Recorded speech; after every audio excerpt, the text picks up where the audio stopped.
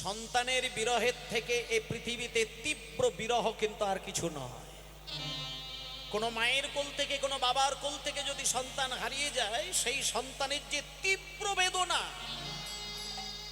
এই বেদনা কিন্তু জগতে আর দ্বিতীয় হতে পারে না। সন্তান হারানোর জন্য ব্যাকুল হয়ে যদি কোনো মা কাঁদে, সেই মায়ের গায়ে যদি কয়লার আগুনে ছ্যাঁকাও ধরানো যায়, সে টের পায় না। রচনা দেবী সন্তানকে বুকে জড়িয়ে ধরে কাঁদছে, আর স্বামীকে বলছে, স্বামী, আমার ছেলে সুদামা এইভাবে যদি কাঁদতে থাকে, খাওয়া বন্ধ করে দেয়, আমি মা হয়ে যেটা বুঝতে পারছি, আমার ছেলে তো পাগল হয়ে যাবে। স্বামী, এইভাবে না খেয়ে না দে যদি না ঘুমিয়ে দিনের পর দিন কৃষ্ণ কৃষ্ণ বলে কাঁদেও তো পাগল হয়ে যাবে। স্বামী, আমি একটা কথা বলি, আমি বলছিলাম কি যে আমার ছেলে যেহেতু কৃষ্ণকে দেখতে পেলেই সুস্থ হয়ে যাবে, তাই বরং আপনি একটু খোঁজ খবর নিয়ে দেখুন না, কৃষ্ণ এখন কোথায়, কৃষ্ণ কোথায়। এই সংবাদটা যদি কেউ আমাকে দিতে পারে, আমি আমার ছেলেকে কোলে করে নিয়ে সেইখানে বসিয়ে রেখে দিয়ে আসব।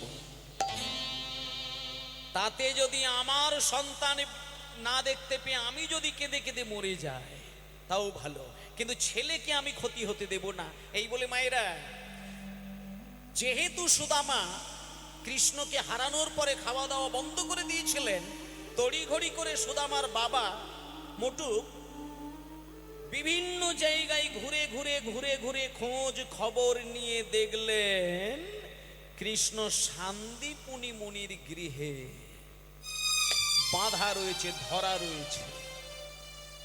সঙ্গে সঙ্গে ছুটে এসে সুদামার মাকে যখন এই খবরটা দিলেন, সুদামার মার কাল বিলম্ব না করে সন্তানকে কোলে করে নিয়ে শিক্ষার উদ্দেশ্যে সবাই তথায় চলিলা। শিক্ষার উদ্দেশ্যে সবাই তথায় চলিলা। তথায় চলিলা। আরে বহুদিন পরে কত আনন্দ বাড়িলা। আরে বহুদিন পরে কত আনন্দ বাড়িলা। আরে বহুদিন পরে কত আনন্দ বাড়িলা। বহুদিন পরে কত আনন্দ বাড়ি।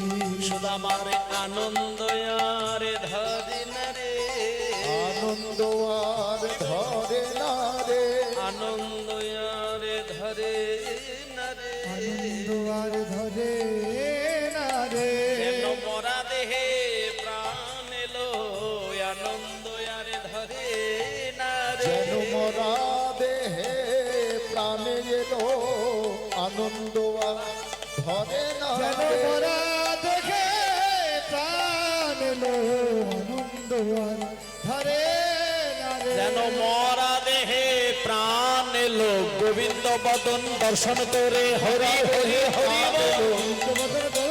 মরা দেহে প্রাণ এলো, মরা দেহে প্রাণ এলো, মরা দেহে প্রাণ এলো, মরা দেহে প্রাণ এলো, আনন্দ আর ধরে না রে, আনন্দ আর ধরে না রে। মায়েরা, আজকে সুদামা শান্তিপুনি মুনির গৃহে এসেছেন, সুন্দর করে একটু লীলাটা আস্বাদন করবেন। শান্তিপুনির মুনির গৃহে সুদামা যখন আসলো, শান্তিপুনি মুনি চোখ বন্ধ করে একটু চিন্তা করে দেখলেন যে আমি এমন একজন মাস্টার মশাই যেখানে শুধু ভক্ত আসেনি, ভক্ত ভগবান একসাথে আমার কাছে মিলন হয়েছে। ও মায়েরা, শুধু ভগবানকে পেলে কিন্তু লাভ হবে না। একটা কথা ভাই মায়েদের বলে দিই, শুধুমাত্র ভগবানকে পেলেই যে আপনি মানে জীবন ধন্য করলেন তা কিন্তু নয়। ভগবানের সাথে ভক্তের কৃপাটা একটু থাকার দরকার। এই তো আর দোল মানে আর কটা দিন পরেই দোল পূর্ণিমা এসে যাচ্ছে। দোল পূর্ণিমার দিনে আমাদের গৌরাঙ্গ মহাপ্রভুর জন্ম হয়েছিল, সেখানে একসাথে আমরা ভক্ত ভগবানকে পেয়েছিলাম। আজকে শান্তিপুনির মুনির গৃহে এসে কৃষ্ণ শিক্ষা করলেন তীর বিদ্যা, ধনুর্বাণ বিদ্যা, আর সুদামা শিক্ষা করলেন বেদ পাঠ। এবার কৃষ্ণকে যখন প্রশ্ন করেছিল গুরুদেব যে হ্যারে কৃষ্ণ, তোর তো এই ছোট্ট শিশু বয়স, তুই আমার কাছে এসেছিস লেখাপড়া শেখার জন্য, কিন্তু তুই আমার কাছে দাঁড়িয়ে বলছিস আমি যুদ্ধ করতে চাই। ভগবান হয়ে কেউ যুদ্ধ করে নাকি? তখন কৃষ্ণ বলছেন গুরুদেব, আমি যুদ্ধ করব কেন জানেন? আমাকে অনেক অসুর মারতে হবে, রাক্ষসদের সঙ্গে লড়াই করতে হবে, আমাকে অগাসুর বধ করতে হবে, বকাসুর বধ করতে হবে, তিনাবত্রাসুর বধ করতে হবে, কালীয় দমন করতে হবে, পুতনা বধ করতে হবে। এই এত এত অসুরদেরকে, রাক্ষসদেরকে মারার জন্য আমার একটু যুদ্ধ শেখার প্রয়োজন আছে। তাই জন্য মায়েরা শুধু ভক্ত হয়ে কান্নাকাটি করলে হবে না, মাঝে মধ্যে একটু যুদ্ধও কিন্তু করতে হয়। আমরা সব সময় বাঁশিয়ালা ভগবানকেই পছন্দ করি, কিন্তু কেউ কোনোদিন কি এরকম করেছেন যে রাধারানীর পাশে কৃষ্ণকে বসিয়ে দিয়ে ওই কৃষ্ণের হাত থেকে বাঁশিটা সরিয়ে দিয়ে তাকে একটা ওই চক্র ধরিয়ে দেওয়ার? কেউ করেছেন? মন্দিরে যে রাধা কৃষ্ণের পুজো করেন সেই রাধারানীর পাশে যে কৃষ্ণ থাকেন তার হাতে বাঁশি ধরা থাকে। কিন্তু মায়েরা, কৃষ্ণ শুধু বাঁশি ধরেননি, তিনি মাঝে মধ্যে অস্ত্রও ধরেছিলেন, চক্রও ধরেছিলেন। সেটা কোথায়? কুরুক্ষেত্রের রণাঙ্গনে। সেখানে বাঁশি টাশিও সব ছিল না, সব ট্যাঁকে গুজে রেখেছিলেন। কুরুক্ষেত্রের রণাঙ্গনে যখন কৃষ্ণ ভগবান হয়ে বসেছিলেন, বাঁশি ছিল ট্যাঁকে, হাতে চলে এসেছিল চক্র। এইবার আপনারা বলুন, আপনারা বাঁশিয়ালা ভগবানকে দেখলে পরেই প্রণাম করেন, হা কৃষ্ণ বলে কাঁদেন, কিন্তু চক্রধারী কৃষ্ণকে কতজন পুজো করেন? আপনার মন্দিরে কোনোদিন চক্রধারী কৃষ্ণকে রেখে তুলসী পত্র দিয়েছেন? দেননি। কেন না? আপনি ভগবানের হাতে বাঁশি দেখতে ভালোবাসেন, শঙ্খ দেখতে ভালোবাসেন, পদ্মফুল দেখতে ভালোবাসেন, কিন্তু চক্র তীর ধনুক ধরা দেখতে কিন্তু ভালোবাসেননি। যেখানে অস্ত্র আছে সেখানে লোকের ভালোবাসা নেই, আর যেখানে অস্ত্র নেই সেখানে লোকের ভালোবাসা আছে। এই মনে করুন নারায়ণ, হাতে ছিল গদা। এই মনে করুন রামচন্দ্র, হাতে ছিল তীর ধনুক।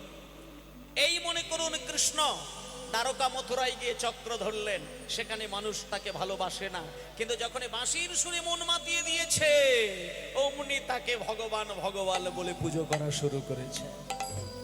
তাই মায়েরা বলুন তো, আজকেই যে ছোট্ট কৃষ্ণ তিনি যুদ্ধবিদ্যা শিখলেন, আর এদিকে সুদামা শিখলেন বেদ বিদ্যা।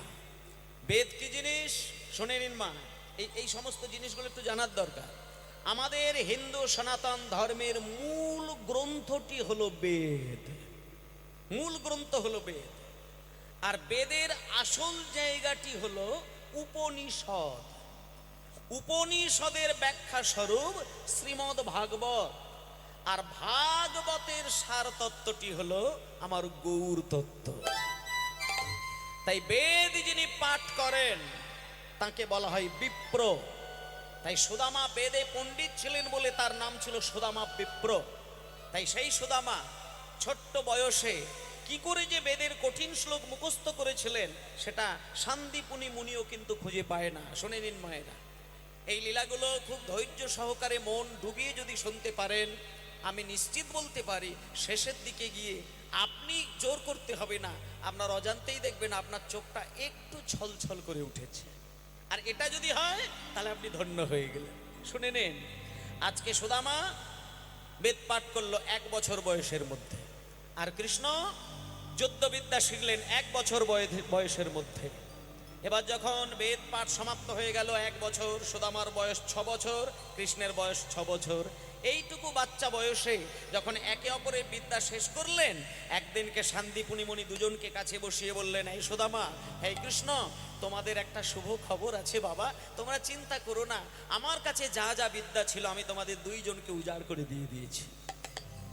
কৃষ্ণ, তুমি বাড়ি চলে যাও, সুদামা তুমিও বাড়ি চলে যাও, আজকে তোমাদের বিদ্যালয় থেকে ছুটি। শুনুন শুনুন শুনুন, ছুটির কথা শুনলে পরে সবার আনন্দ হয়, কিন্তু আজকে যখন মাস্টার মশাই বললেন ছুটি, তাতে কিন্তু সুদামার আনন্দ হলো না। কেন আনন্দ হলো না জানেন মা? গুরুদেব যখন বলল যে যার গন্তব্যস্থলে চলে যাও, তোমাদেরকে আমি আজকে বিদায় দিয়ে দিলাম, এটা বলার সাথে সাথে কৃষ্ণের মনে আনন্দ এলো, কিন্তু সুদামার মন কেঁদে উঠলো। কেন না, সুদামা এটা জানে যে কৃষ্ণ যুদ্ধবিদ্যা শিখেছে, ও আর বৃন্দাবনে যাবে না, ও দ্বারকা মথুরায় চলে যাবে, আর আমাকে যেতে হবে আমার পিতামাতার কোলে, তাই বাড়িতে গিয়ে কৃষ্ণের সাথে আমার আর দেখা হবে না। তাই সুদামা শোনার সঙ্গে সঙ্গে, ওরে কানাই রে কানাই রে, হৃদয় দূর হরিব, কানাই রে, রে কানাই রে, কানাই রে, সারাটি জন ও চাঁদ বদন, আমি সারাটি জন ও চাঁদ বদন, সারাটি জন ও চাঁদ বদন, সারাটি জন ও চাঁদ বদন, হৃদয়ে আঁকিয়া লব, হৃদয়ে আঁকিয়া লব, ওরে কানাই রে কানাই রে, ওরে কানাই রে, কানাই রে, নিতাই গৌর প্রেমানন্দে, হরি বল হরি বল হরি বল। কানাই রে, বাবা কানাই রে,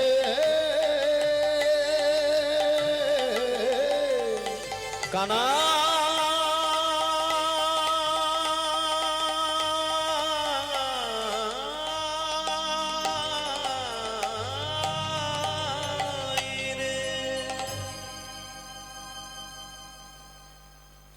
বাবা, সুদামার চোখ থেকে 2 ফোঁটা জল, এই যে মায়েদের বললাম না, মন্দির বানানোর টাকা যদি স্বামীর পকেটে থাকে, তাহলে স্বামীকে বলবেন ছোট্ট দেখে 5,000 টাকা দিয়ে একটা অন্তত মন্দির তৈরি করে দিতে।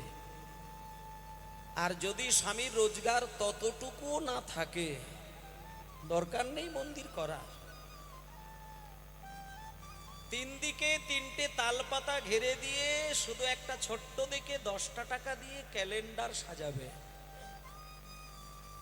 আর এই সমস্ত লীলাগুলো আস্বাদন করে শুধু ব্যাকুল প্রাণে কাঁদতে কাঁদতে শুধু তার স্মরণ নেবেন, তাতেই দেখবেন আপনার সঙ্গে ভগবানের সাক্ষাৎ হয়ে যাবে। কারণ এখনো বৃন্দাবনে গেলে কৃষ্ণের সেই মধুর মিষ্টি বাঁশির সুর শোনা যায়। এখনো বৃন্দাবনে গিয়ে যদি চোখ বন্ধ করে একটু চিন্তা করা যায়, এখনো রাধারানীর নূপুরের ধ্বনি কিন্তু ছন্দে ছন্দে শোনা যায়। শুধু শোনার মতো কান, দেখার মতো নয়ন আমাদের নেই বলে আমরা ধরতে পারি। তাই ওমা, তালপাতার ছোট্ট ঘরে একটা কাগজের মধ্যে ভগবানের মূর্তি স্থাপন করে সেইখানে বসে বসে সুদামার মতো যদি ব্যাকুল প্রাণে কাঁদতে কাঁদতে তার স্মরণ করে নেওয়া যায়, সেখানে ভক্ত তিনি প্রতিজ্ঞা করেছেন যে আমাকে ফল কুচিয়ে সেবা দিলে আমি খাই, ফল না দিতে পেরে পাতা দিয়ে সেবা দিলে আমি সেই পাতাও খাই, পাতাও দিতে না পেরে যদি দুফোঁটা নয়নের জলে আমাকে সেবা দেয় আমি তার কাছে গিয়ে চিরকালের জন্য বিক্রি হয়ে যায়। এ হলো সেই ভগবান। তা সুদামা যখন দুফোঁটা নয়নের জল ফেলেছে মাটিতে, কৃষ্ণ ওখানেই দাঁড়িয়েছিলেন। সঙ্গে সঙ্গে কৃষ্ণ হাতটা বাড়িয়ে দিয়ে সুদামার চোখের জল দুটো মুছিয়ে দিলেন। সুদামা, কাঁদিস না রে, কাঁদিস না, কাঁদিস না, কাঁদিস না। তুই তো আমাকে জানিস, আমি তোর চোখে জল দেখলে আমি বুকে ব্যথা পাই। কাঁদিস না রে, কাঁদিস না, আমি তোকে কথা দিলাম, তুই আমার প্রাণের সখা, আমি তোর প্রাণের বন্ধু, তুই কাঁদিস না, আমি তোর চোখে জল মুছিয়ে দিয়ে কথা দিলাম, যদি কোনোদিন দুঃখ কষ্টের মধ্যে পড়িস আমি গুরুদেবের কাছ থেকে এক্ষুনি বিদায় নিয়ে আমি যাব দ্বারকা মথুরায়, আর তুই চলে যা তোর মা বাবার কাছে। সংসারে থাকতে থাকতে জীবনে যদি কোনোদিন তোর দুঃখ নেমে আসে আমার কাছে ছুটে গিয়ে যেতে হবে না, তুই সংসারে বসে শুধু কাঁদতে কাঁদতে আমার কথা স্মরণ নিবি। আমি কথা দিলাম আমি তোর হৃদয় মাঝে এসে উদিত হব। সুদামা, কাঁদিস না, আমি যাই, আমি যাই। এই বলে কৃষ্ণ বেরিয়ে গেল, আর সুদামা দরজার সামনে দাঁড়িয়ে দাঁড়িয়ে পাগলের মতো কাঁদছে। সুদামা চলে গেল, কৃষ্ণ চলে গেল, কিন্তু সুদামা যাবে কি করে? সুদামা যে গুরুদেবের কাছ থেকে বিদ্যা বুদ্ধি নিয়ে পণ্ডিত হয়েছে, কিন্তু সুদামা চৈতন্য জেগেছে যে কোন গুরুর কাছ থেকে যদি বিদ্যা অর্জন করা হয় শেষের দিনে নাকি গুরুর চরণে দক্ষিণা দান করতে হয়। কিন্তু বাবা তো আমার কাছে টাকা পয়সা কিচ্ছু দিয়ে যায়নি, আর আর আমার গুরুদেব যে আজকেই ছুটি দিয়ে দেবে এটা তো বাবা মাও জানে না। আর আমি যদি এই মুহূর্তে বেরিয়ে যাই আমি বিদ্যা বুদ্ধি অর্জন করে গুরুদেবের চরণে দক্ষিণা কি দেব? কিছুক্ষণ চিন্তা করার পরে সুদামা স্থির করে নিলেন, আজকে আমি গুরুর চরণ থেকে বিদায় নেবার আগে আমি শুনেছি গুরুর চরণে দক্ষিণা না দিলে বিদ্যা বুদ্ধি কোনোদিন নাকি শুভ কাজে লাগে না। তাই আমি গুরুদেবের কাছ থেকে আজকে সকালবেলা বিদায় নেব, কিন্তু দক্ষিণা আমি দিয়ে তবে যাব। তবে দক্ষিণা হিসেবে টাকা পয়সা সোনা দানা গয়নাকাটি না, আমি আজকে গুরুদেবের দুটো চরণ ধরে গুরুকে দক্ষিণা স্বরূপ আমি যে প্রতিশ্রুতিবদ্ধ হব সেটা অন্তত গুরু শুনে অন্তত চমকে উঠবেন। তা মায়েরা, আমরা তো গুরুকে খুশি করার জন্য টাকা দিই, পয়সা দিই, সোনা দানা দিই, কিন্তু দেখুন 6 বছরের ছেলে সুদামা গুরুর কাছ থেকে বিদায় নেবার সময় দক্ষিণাটা কি দিলেন সেটা একটু খেয়াল করে দেখুন। 6 বছরের ছেলে মানে কোলের বাচ্চা বলা যায়, কোলের বাচ্চা। তিনি যখন বিদায় নিচ্ছেন গুরুর চরণ দুটো জড়িয়ে ধরে বলছেন, গুরুদেব আপনি আমাকে বিদ্যা বুদ্ধি দিয়ে পণ্ডিত করলেন, আর আপনি আজকে আমাকে ছুটি দিলেন, আপনার চরণ ধরে আমি দক্ষিণা হিসেবে যেটা প্রতিশ্রুতিবদ্ধ হলাম, আমি যতদিন বেঁচে থাকব আমি আপনার চরণ যুগল ছুঁয়ে আমি কথা দিলাম জীবনে কোনোদিন আমি মিথ্যে কথা বলবো না, অন্যায়ের সঙ্গে আপোষ করে চলবো না, তাতে আমার অন্ন জুটুক বা না জুটুক। এত বড় কথা কে বলবে? মাগো, পকেটে টাকা থাকলে 10,000 টাকা দিয়ে গুরুকে প্রণাম করা খুব সহজ, 1000 কোটি টাকার মালিক হলে 1 লক্ষ টাকা দিয়ে প্রণাম করা খুবই সহজ। কিন্তু জীবনে কোনোদিন মিথ্যে কথা বলবো না, অন্যায়ের সঙ্গে আপোষ করব না, এই এত বড় প্রতিজ্ঞা কে করবে? কোনোদিন কেউ করতে পারবে না। কিন্তু সুদামা প্রতিজ্ঞা করলে, এত বড় প্রতিজ্ঞা করে সুদামা যখন বাড়িতে আসলেন, সুদামার মা সুদামাকে বুকে জড়িয়ে ধরে চোখের জলে স্নান করিয়ে দিলেন। ও মায়েরা, ছেলে যদি মানুষ হয়ে মায়ের কোলে এসে ধরা দেয় না, যে কোনো ছেলের মা তাকে জড়িয়ে ধরে কিন্তু কাঁদে। কেন জানেন?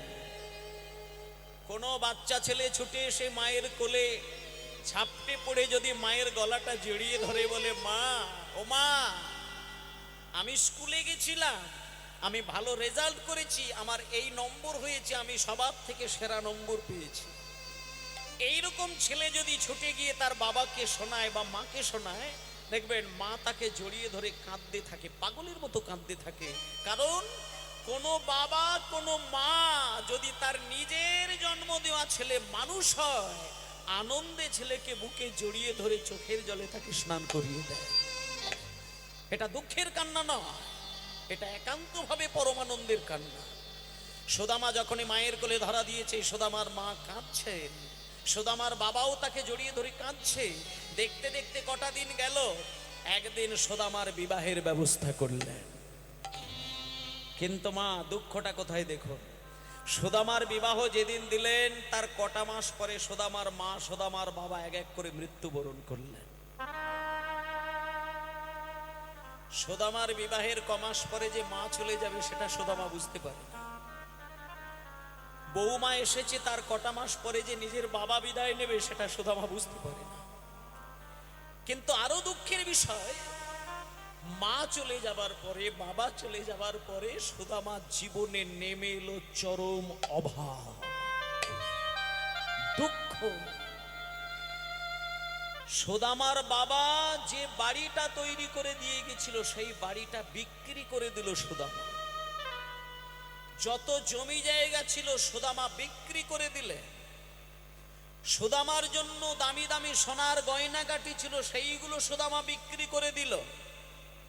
শেষে নিঃস্ব হয়ে গিয়ে রাস্তার ধারে গিয়ে তাল পাতার কুড়ে ঘর তৈরি করে, খড়ের চাল তৈরি করে, বাঁশের জানালা দরজা করে সেইখানে তার নতুন স্ত্রীকে স্থান দিলেন। সুদামা স্ত্রীর নাম হলো কুচেলা দেবী।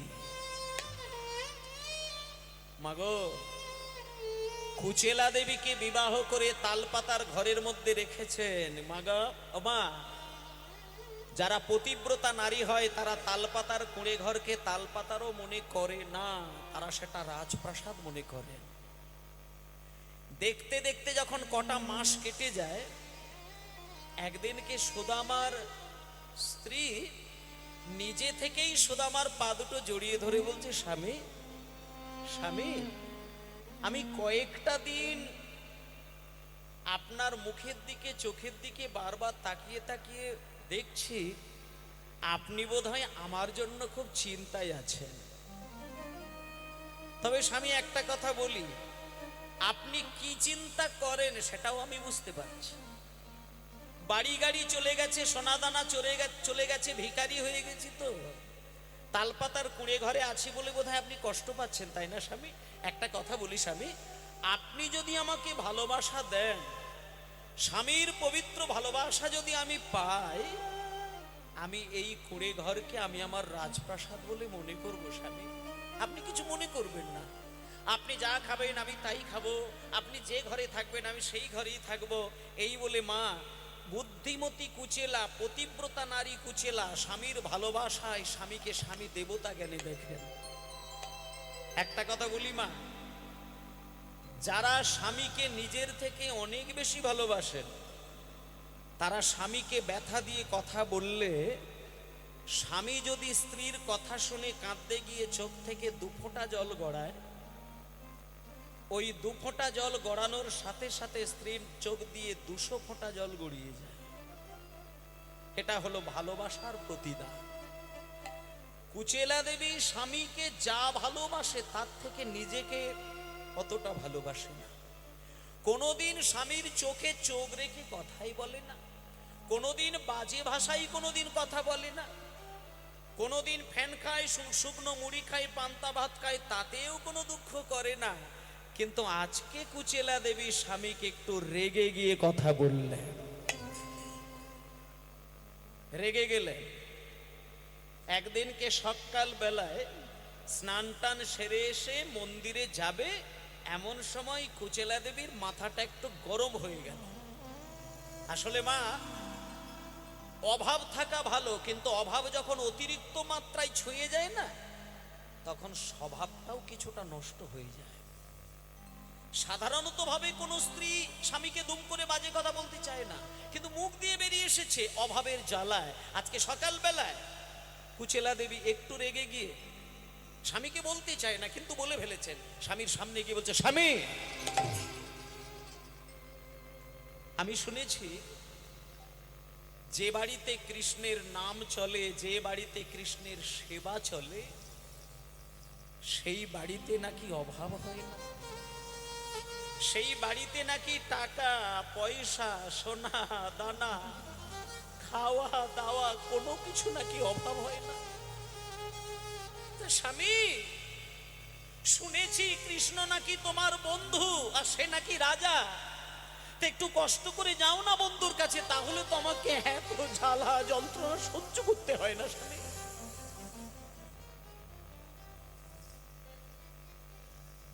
সঙ্গে সঙ্গে সুদামা কুচেলার দিকে তাকিয়ে বলল, কুচেলা, কি বলছো? তুমি কি বলছো? কুচেলা, ছোট্টবেলায় আমার মা আমাকে সোনা দানা গয়না কাটি দিয়ে আমাকে সাজিয়ে গুছিয়ে কৃষ্ণের কাছে পাঠিয়ে দিত, আর আমি আমার ভাই কানাইয়ের মুখের এঁঠো খেতে গিয়ে আমার গয়নাগুলো তাকে দিয়ে দিতাম।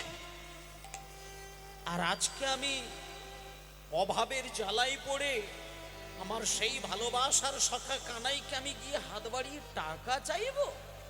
কুচেলা, এ তুমি কি বলছো? আমি খেতে না পেয়ে মরে গেলে আমার ভাই কানাইকে কিচ্ছু বলবো না।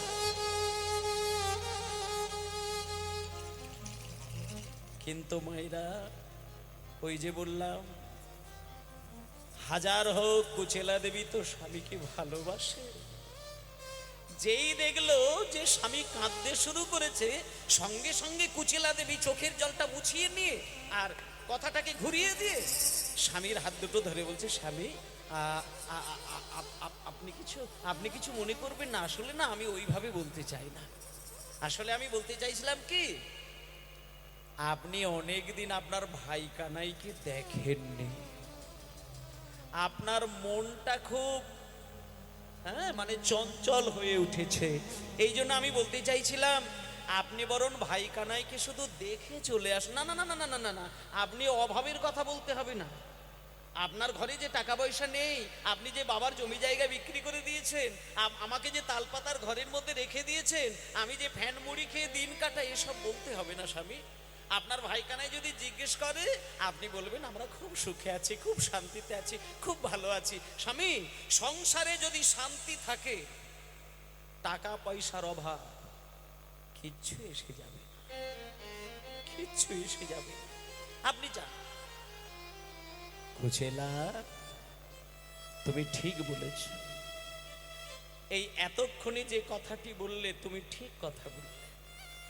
আমি এই কয়েকটা দিন কেন জানি না, মাঝ রাত্রিতে আমার ভাই কানাইয়ের কথা মনে করে গিয়ে বুকের ভেতরটা যেন খা খা করে ওঠে। কবে যাবেন স্বামী?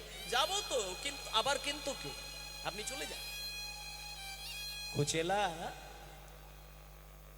প্রত্যেক দিন কোনো আত্মীয় যদি কোনো আত্মীয়ের বাড়িতে যায়, কোনো কিছু নিয়ে না গেলেও কিচ্ছু এসে যায় না, কিন্তু 10 বছর ছাড়া 20 বছর ছাড়া যদি কোনো আত্মীয় বাড়িতে যায়, হাতে করে যদি কোনো কিছু না নিয়ে যায়, ভদ্রতা থাকে কি? কুচেলা, আমার তো টাকা পয়সা কিচ্ছু নেই। তাই কুচেলা, তুমি যদি কিছু এনে দিতে আমার ভাই কানাইয়ের জন্য, তাহলে অন্তত হাসি মুখে সেটা নিয়ে আমি ভাই কানাইয়ের কাছে গিয়ে দাঁড়াতাম। যদি কিছু এনে দিতে আমায় পারো উপায়,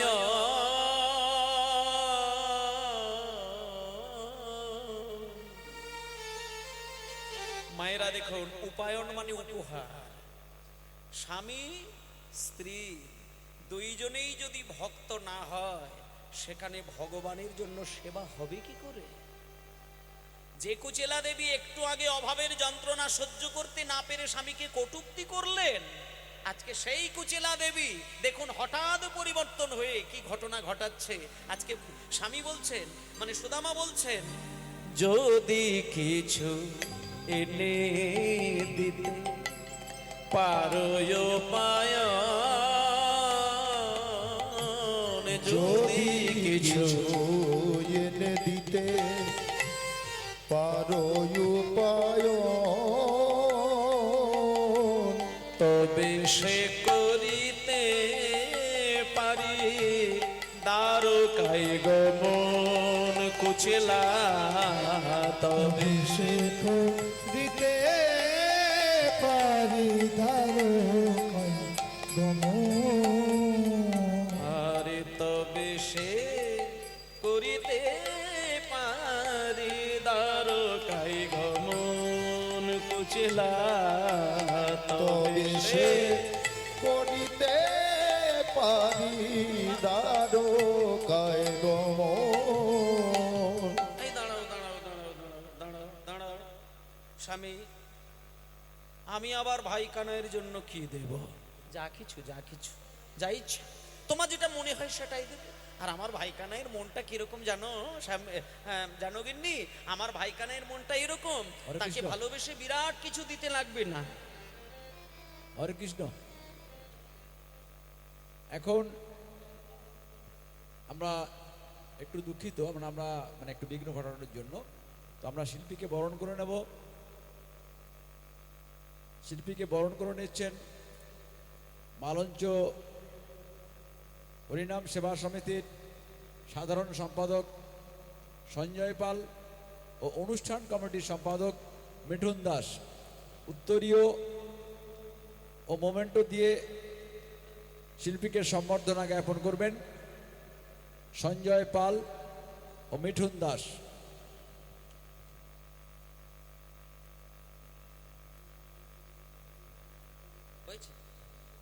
নিতাই গৌর হরিবোল, গৌর হরিবোল। তবে সে করিতে দ্বারকায় গমন কুচিলা, সে করিতে পারে দ্বারকায় গমন কুচিলা, তবে সে করিতে পারে দ্বারকায় গমন, আর তবে সে করিতে পারি দ্বারকায় গমন, তবে সে করিতে পারি দ্বারকায় গমন। এইবার সেই বুদ্ধিমতী কুচিলা সঙ্গে সঙ্গে স্বামীর কথা মতো দাঁড়ে দাঁড়ে গিয়ে চার দাঁড়ে ওই গ্রামের চার পাড়ায় চারজন বৈষ্ণব মায়ের হাত থেকে চার মুঠো ছিঁড়ে তুলে নিয়ে সুদামার হাতে দিলেন, এবং মা সেই চার মুঠো ছিঁড়ে নিয়ে সুদামা সুন্দর করে একটা পুটলি তৈরি করে কৃষ্ণের জন্য গেলেন। এবার কৃষ্ণের দ্বারে গিয়ে যখন দরজার সামনে দাঁড়িয়েছে, সঙ্গে সঙ্গে দারোয়ান সেই সুদামাকে নিয়ে কৃষ্ণের কাছে, এবং কৃষ্ণ দেখা মাত্র সুদামাকে দুটো বাহু বাড়িয়ে টেনে নিলেন, এবং সুদামাকে যে সিংহাসনে তিনি নিজে বসেন সেই সিংহাসনে সুদামাকে গিয়ে বসালেন। এবং সুদামাকে বসানোর পরে বলছে, এই সুদামা, সুদামা তুই যে আমার কাছে এতগুলো বছর পরে আসবি সেটা তো ভাবতে পারি না, আয় আয় আয় আমার সিংহাসনে বসবি চল। এই বলে সুদামাকে টেনে নিয়ে সোনার সিংহাসনে বসিয়ে দিয়ে, রুক্মিণী একটা সোনার থালা নিয়ে আসবে তো, আর সোনার কলসি করে জল নিয়ে আসবে। এইবারে কৃষ্ণচন্দ্র আমার সোনার থালাটি মাটিতে বিছিয়ে দিলেন। মায়েরা দেখো, ভগবান আর ভক্তের সঙ্গে সেবা কে কাকে করে দেখুন। সুদামাকে সিংহাসনে বসিয়েছেন, কৃষ্ণ মাটিতে বসেছেন, সোনার পাত্রের মধ্যে সুদামার পা রেখেছে, চরণ রেখেছে, আর সোনার কলসেই করে সুদামার চরণ ধুয়ে দিয়ে সেই চরণ ধৌত করা জল কৃষ্ণ স্বয়ং নিজে পান করলেন। এবং মায়েরা পান করলেন, শুধু তা নয়, সেই জল পান ওই রাজপ্রাসাদের হাজার হাজার মানুষ এবং কৃষ্ণের স্ত্রীগণ তারাও পান করলেন। এইবার কৃষ্ণ সুদামাকে জিজ্ঞেস করছে, সুদামা, হে সুদামা, বৃন্দাবন থেকে আমার জন্য কিছু আনিসনি? এ কথা যেই বলল, সুদামার মাথাটা নিচু হয়ে গেল। কারণ কৃষ্ণ রাজা, আর রাজার জন্য সামান্য 4 মুঠো চিড়ে, এটা তো মুখে বলার বিষয় নয়, তাই মাথা নিচু করে নিয়েছেন। কিন্তু কতক্ষণ লুকিয়ে থাকবে? কৃষ্ণ জোর করে সুদামাকে টেনে নিয়ে যখন আলিঙ্গন করে জড়িয়ে ধরতে গেল, সুদামা যে 4 মুঠো চিড়েটা পুটলি তৈরি করে বগল দাবায় লুকিয়ে রেখেছিল, সেই পুটলি প্রকাশ পেয়ে গেল এবং জোর করে কৃষ্ণ টেনে নিয়ে পুটলি খুলে দেখছে সুন্দর করে জল দিয়ে নরম করে ভেজানো চিড়ে প্রসাদ। তখন কৃষ্ণ সুদামাকে বলছে, সুদামা, তুই আমার জন্য এত ভালোবাসিস, আমি অবাক হয়ে যাই। যেদিন গিরি গোবর্ধন পর্বত তুলে ধরেছিলাম, তুই আমার সামনে গিয়ে বাম হাতে কোড়ে আঙুলে গিরি গোবর্ধন তুলে ধরেছিলাম, তুই গরু টানানো লাঠি দিয়ে সেটা ঠেকা দিয়েছিলিস, ব্যাকুল প্রাণে কেঁদেছিলিস আমার কষ্ট দেখে। আর আজকে তুই, আমি রাজা হয়েছি, শুকনো চিড়ে খেতে গেলে যাতে গাল ছড়ে না যায়, মুখের ভেতরটা ছড়ে না যায়, তার জন্য তুই জল দিয়ে নরম করে ভিজিয়ে নিয়ে এসেছিস মুখের স্বাদ ফেরানোর জন্য। তখন সুদামা বলে, কানাই, আমি জল দিয়ে ভিজিয়ে আনি না, আমি শুধু আমার স্ত্রী 4 মুঠো চিড়ে ভিক্ষা করে আমার হাতে যেই দিল, আমি ওই 4 মুঠো চিড়ে নিয়ে শুধু যেই ভাবলাম যে আমি তোর কাছে নিয়ে যাব, সঙ্গে সঙ্গে মনে পড়ে গেল যে কৃষ্ণের মুখে যশোদা দেবী খাবার তুলে দিতে গিয়ে তার হাত কেঁপে যেত, যে কৃষ্ণের মুখে শ্রীদাম সুদাম ফল দিতে গিয়ে তাদের দেহ দুলে যেত, আর আজকে সেই কৃষ্ণের জন্য চিড়ে দেব, এ কথা ভাবতে ভাবতে চোখ থেকে জল এসে আমার এই চিড়ে ভিজে গেছে। তখন কৃষ্ণ বললেন, এই যে আজকে কীর্তনের শেষে কালকে প্রসাদ হবে, এই যে মাটির মালসাই চিড়ে গুড় বাতাসা, এটা কেন হলো? এই আজকের দিন থেকে এলো। যখন কৃষ্ণ বুঝলেন যে সুদামা চোখের জলে ভিজিয়ে নিয়ে এসেছেন, কৃষ্ণ ওই ক্ষণে 4 মুঠোর 1 মুঠো খেয়ে নিয়ে 3 মুঠো বুকের মধ্যে জড়িয়ে ধরে সুদামাকে বলল, সুদামা, দুঃখ করিস না, আমি কথা দিলাম, আজকের এই 4 মুঠো চিড়ে 1 মুঠো মুখে তুলে দিলাম, আর এই ছাদের তলায় দাঁড়িয়ে আমি প্রতিজ্ঞা করলাম, আগামী কলিযুগে যখন কলির মানুষ আমাকে প্রসাদ নিবেদন করবে, আমি কথা দিলাম সেদিন কলির মানুষের কিচ্ছু করতে লাগবে না, পাড়ায় পাড়ায় গিয়ে ভিক্ষা করে চিড়ে গুড় বাতাসা সাজিয়ে কোনো কিছু দিতে না পেরে মাটির মালসাই যদি প্রসাদ সাজিয়ে তাতে 2টো তুলসী পত্র দিয়ে কিছুই দিতে পারলাম না বলে কাঁদতে পারে, আমি কথা দিলাম হাত বাড়িয়ে সেই চিড়ে প্রসাদ আমি গ্রহণ করব। নিতাই গৌর প্রেমানন্দে হরি বল হরি বল। তাই ভক্তমণ্ডলী মায়েরা, আজকের দিন থেকে এই চিড়ে প্রসাদের চল শুরু হয়েছিল। সেই যে কথা দিয়েছিল কৃষ্ণ যে আমাকে কলির মানুষকে কিছু দিতে লাগবে না, আমি প্রতিজ্ঞা করলাম কলিযুগে যাওয়া মাত্র কলির মানুষ মাটির মালসাই চিড়ে গুড় বাতাসা সাজালে আমি হাত বাড়িয়ে প্রসাদ গ্রহণ করব। তাই মায়েরা, কলিযুগে যদি জমিদার, কলিযুগে যদি কোনো জমিদারের বাড়িতেও কীর্তন হয়, সে কিন্তু সোনার পাত্রে প্রভুকে ভোগ দিতে পারবে না, তাকে কুমোর বাড়ি থেকে মাটির মালসা নিয়ে এসে প্রসাদ সাজাতে হবে। এইভাবে চিড়ে গুড় বাতাসা সাজিয়ে প্রসাদ হয়ে গেল। সেই প্রসাদ নারদ মুনি পর্যন্ত পেল, সেই প্রসাদ ভোলানাথ পর্যন্ত পেল, কিন্তু দুর্গা দেবী পেল না। তাই দুর্গা দেবী মনের দুঃখে বলে উঠেছিলেন সেই দাপরে যে আমি যেহেতু দাপর যুগে সুদামার প্রসাদ থেকে বঞ্চিত হলাম, তাই এই যুগে দাঁড়িয়ে কথা দিলাম আগামী কলিযুগে পুরীর মন্দিরে যেদিনকে জগন্নাথের প্রসাদ হবে, প্রথম ভোগের হাঁড়ি আমাকে দিতে হবে, তারপরে জগবাসী পাবে। তাই পুরীর মন্দিরে যারা গিয়েছেন দেখবেন, পুরীর মন্দিরের প্রথম যে ভোগের হাঁড়ি সেটা কিন্তু যোগ মায়ার কাছেই যায়। জগন্নাথের যেটা ভোগের হাঁড়ি সেটা যোগ মায়ার কাছেই যায়। তারপরে সেই প্রসাদ আপনারা তো জানেন পয়সা দিয়ে জগন্নাথের প্রসাদ বিক্রি পর্যন্ত হয় পুরীর মন্দিরে। আর পুরীর মন্দির এমন একটি মন্দির যেখানে সারা পৃথিবীতে একাদশীর দিনে হ্যাঁ, চাল ফুটিয়ে অন্ন হয় না, কিন্তু একটা মাত্র ধাম যেখানে পুরীর মন্দির, যেখানে একাদশীর দিনেও অন্ন প্রসাদ হয়, যেটা অন্য কোথাও হয় না।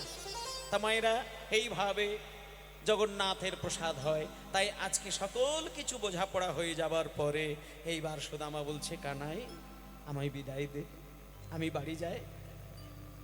যখনই বলেছে বিদায় দে, তখন সুদামার চোখে জল নয়, কৃষ্ণের চোখে জল এসে গেল। কেন না, কৃষ্ণ চিন্তা করলেন যে সুদামার সংসারে কতটা দুঃখ আমি ছাড়া কেউ জানে না। মায়েরা, সংসারে কার কি হচ্ছে কেউ না জানুক, ভগবান কৃষ্ণ কিন্তু জানেন। ওমা, আপনি কতগুলো দিন কি খেয়েছেন, কতগুলো দিন না খেয়েছেন, সেটা কৃষ্ণকে লুকিয়ে কিছু করতে পারবেন না। আপনি যদি ঘুমিয়ে ঘুমিয়ে একটা স্বপ্নও দেখেন, ওই স্বপ্নটাও কিন্তু কৃষ্ণের ইচ্ছে ছাড়া হতে পারে না। পৃথিবীতে যদি একটা গাছের পাতাও নড়ে, সেটা কৃষ্ণের ইচ্ছে ছাড়া হয় না। তা মাগো, সুদামার সংসারে কতটা অভাব, সুদামার স্ত্রী অভাবে পড়ে কি কথাগুলো তার স্বামীকে বলেছিলেন, এটা কৃষ্ণের আলাদা করে জানার সময় দিতে হয় না। তিনি পরম ব্রহ্ম, তিনি সচ্চিদানন্দ, তিনি সবই জানেন। তাই জন্য সুদামা যখন নিজে মুখে বলল না, কৃষ্ণ তখন বলল, সুদামা তুমি বাড়ি যাও, বাড়িতে গিয়ে সব জানবে। এই বলে সুদামা যখন বিদায় নিয়ে বাড়ি আসছেন, দেখলেন আধারে জামি একা আমি,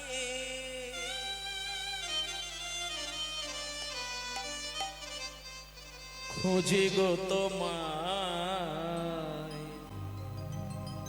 হাত ধরে পার করে নিও গো আমায়।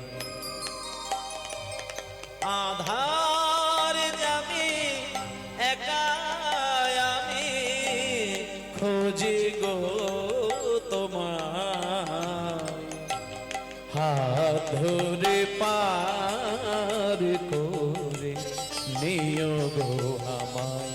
দয়াল হাত ধরে পার করে নিও গো আমায়। হরি হরি বল।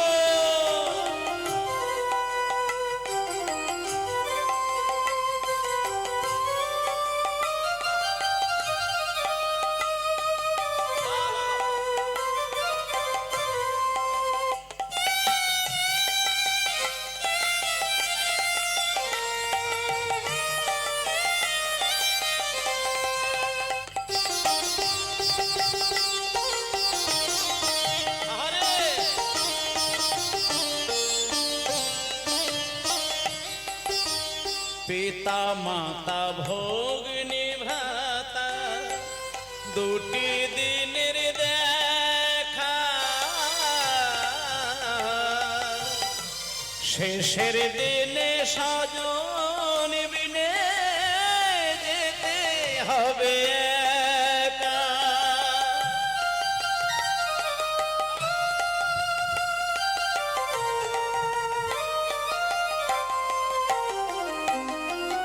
আরে পিতা মাতা ভগ্নে ভাতা, দুটি দিনের দেখা, শেষের দিনে স্বজন বিনে যেতে হবে একা। ও চরণে ভক্ত জনে, ও চরণে ভক্ত গনে, ঠাই জানে পায়, হাত ধরে পার করে নিও গো আমায়। দয়াময় হাত ধরে পার করে নিও গো আমায়।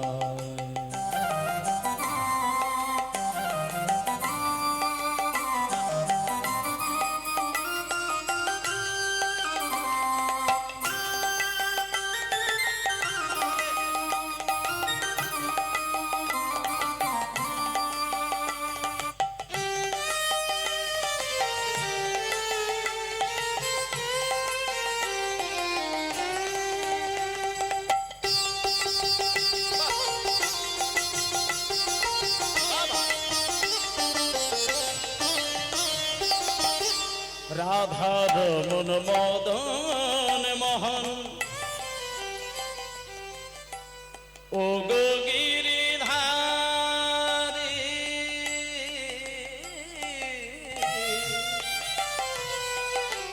হরা বংশীধ্বনি শুনি গো তোমারি রাধার মন মদন মোহন ও গো গিরিধারী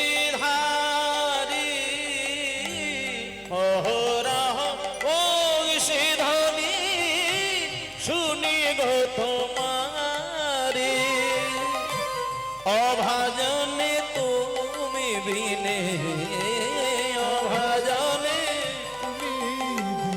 আর অভাজনে তুমি বিনে তরাবে কে হাত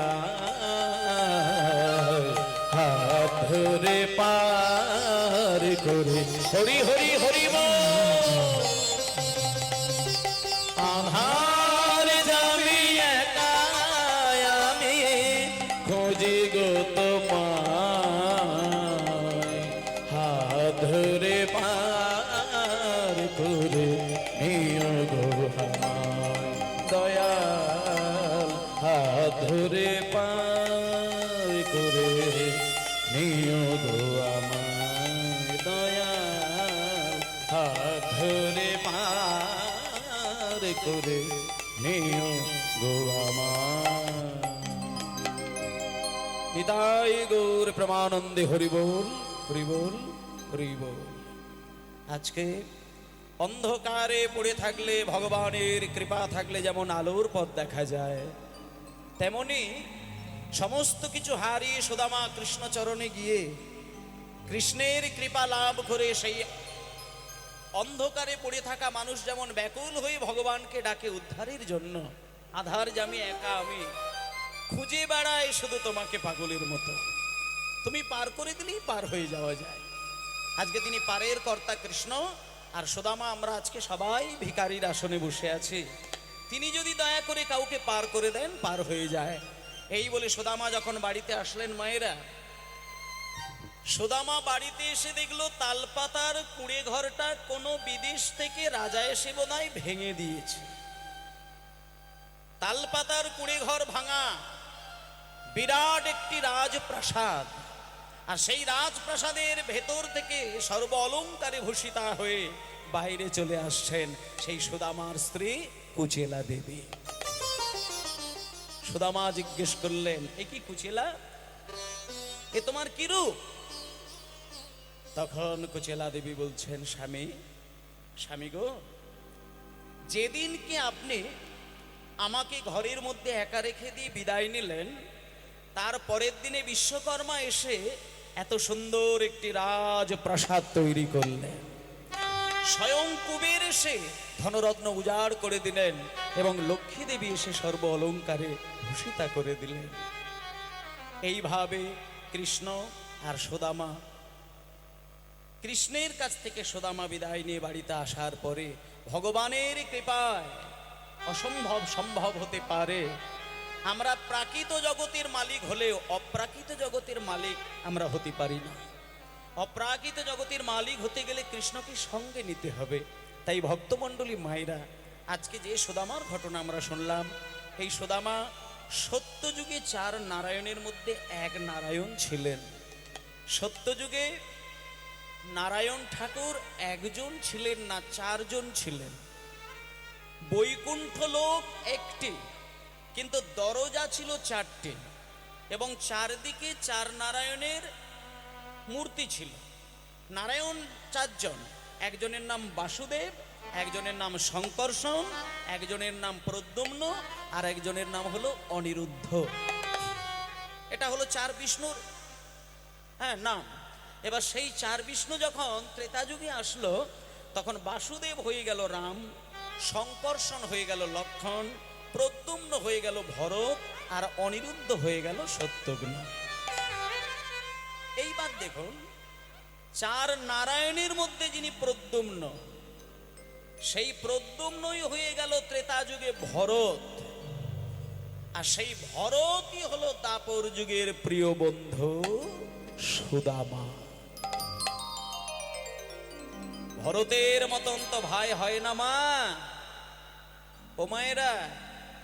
ভরতের মতো ভাই যদি কোনো সংসারে একটা জন্ম নেয়, আমরা অনেক দেখেছি কোন কোন পরিবারে দেখবেন 5টা করে বাবার ছেলে থাকে, 10টা করেও ছেলে থাকে। এখন যদিও একটা সন্তানই যথেষ্ট, কিন্তু এককালে 6টা 7টা 8টা করে মায়েদের ছেলে মেয়েরা হতো। আমার নিজেরই আমার বাবার আমরা 3 সন্তান। তা কোনো পরিবারে দেখবেন 10টা পর্যন্ত সন্তান ছিল, কিন্তু সন্তানের 10টা 8টা করে সন্তান থাকলেও সংসার কিন্তু ভাঙতো না।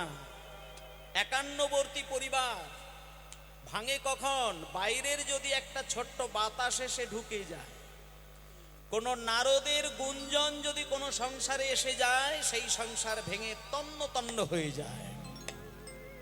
আজকে শুনুন মা, রামের বনবাস হয়েছিল এটা আপনারা জানেন, কিন্তু রামের বনবাস হতো না যদি রামের পাশে রামের ভাই ভরত দাঁড়িয়ে থাকতেন। ভরত যদি বাড়িতে থাকতো, কারোর বাবার ক্ষমতা ছিল না রামকে বনবাস করতে পারে।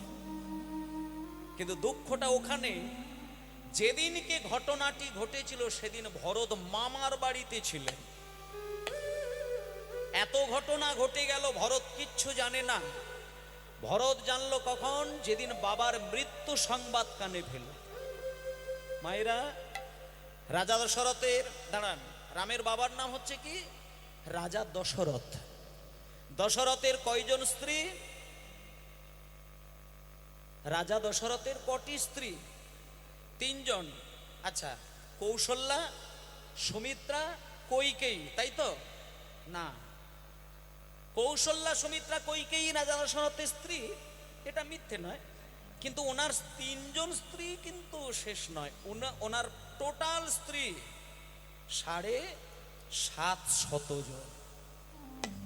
750 জন ছিল রাজা দশরথের স্ত্রী। তার মধ্যে 3 জনকে তিনি প্রধান আসনে বসিয়ে রেখেছিলেন। এবার আপনারা বলতে পারেন ওই 3 জন প্রধান হলো কেন?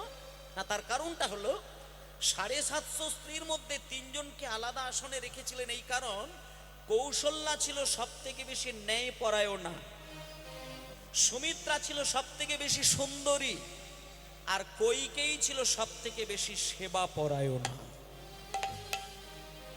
মানে স্বামীর সেবা করতে করতে যদি প্রাণ চলে যায় তাও ভালো, এটা কৈকেয়ী করতো, কিন্তু আর কেউ করতো না। কিন্তু মা, ওই কৈকেয়ী একদিন স্বামী সেবা করতে যে রূপটা দেখিয়েছিল জগতের মাটিতে, যেটা 750 স্ত্রীর মধ্যে যেটা কেউ কোনোদিন করতে পারেনি। শোনুন মায়েদের একটা কথা বলি। একদিনকে রাজা দশরথের বুড়ো আঙুলের নখের আগায় একটা বিষাক্ত ভয়ঙ্কর পুঁজ রক্ত গলিত ফোঁড়া, যার দুর্গন্ধে রাজবাড়িতে কেউ রাত্রির কাটাতে পারে না। কিন্তু কবিরাজ ঠাকুর এসে বলেছিল, যদি তোমাদের কোনো প্রিয়জন তোমাদের স্বামীর এই দুর্গন্ধ গলিত পুঁজ রক্ত ফোঁড়াকে মুখ দিয়ে চুষে ভেতর থেকে লালা লাগিয়ে বাইরে বার করে দিতে পারে, পুঁজ রক্তগুলো, আর লালাটা ভেতরে লাগিয়ে দিতে পারে, তাহলে এই ফোঁড়াটা সারলেও সারতে পারে। কিন্তু এটা কেউ করলো না, নাকে চাপা দিয়ে বেরিয়ে গেল। কৈকেয়ী সেটা করেছিলেন। অবশেষে কৈকেয়ী এত সেবা করার পরে,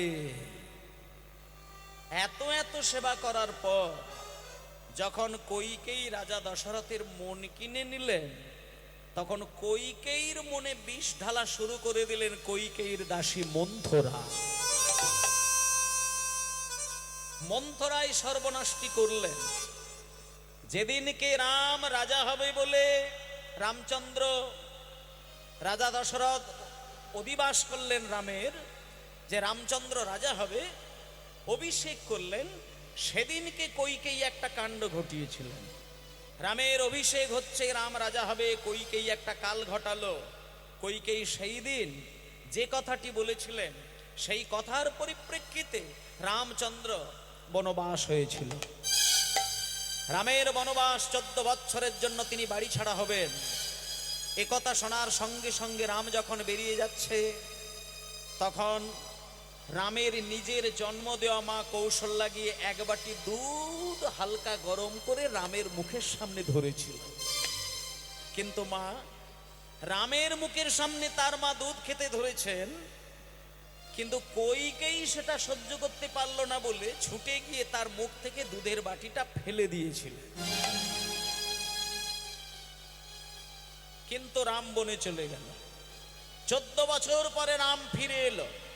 14 বছর পরে ফিরে এসে রাম যখন কইকেয়ীকে প্রণাম করে মিষ্টি করে মা বলে ডাকলো, সেদিন কইকেয়ী রামকে বুকে জড়িয়ে ধরে বলেছিল, রাম, তোর মতন ছেলে আমায় কথা দে বাবা, আমি যেন পরের জন্মে আমার এই পেটে ধরতে পারি। কারণ যে ছেলের মুখ থেকে দুধের বাটি ফেলে দিয়েছিলাম, আমি ভেবেছিলাম সেই ছেলে বোধহয় আমার প্রতিশোধ নেবে। কিন্তু তুই তোর মা কৌশল্যাকে মা আগে না বলে আমি তোর সৎ মা, তুই আমার পায়ে ধরলি, মা বললি, আমি যেন তোকে এই গর্ভে ধরতে পারি। সেদিন রাম বলেছিল, মা আমি কথা দিলাম আগামী জন্মে যখন কৃষ্ণ হয়ে জন্ম নেব আমি তোমার গর্ভেই জন্ম নেব। কিন্তু এটাও বলে রাখলাম, তোমার গর্ভে জন্ম নেব কিন্তু তোমার স্তনদুগ্ধ পান আমি করব না। কারণ যে মা সন্তানের মুখ থেকে একবার দুধের বাটি ফেলে দিয়ে আনন্দ করে, সেই মায়ের জীবনে কোনো জন্মে ক্ষমতা হবে না সন্তানকে দুগ্ধ পান করানোর।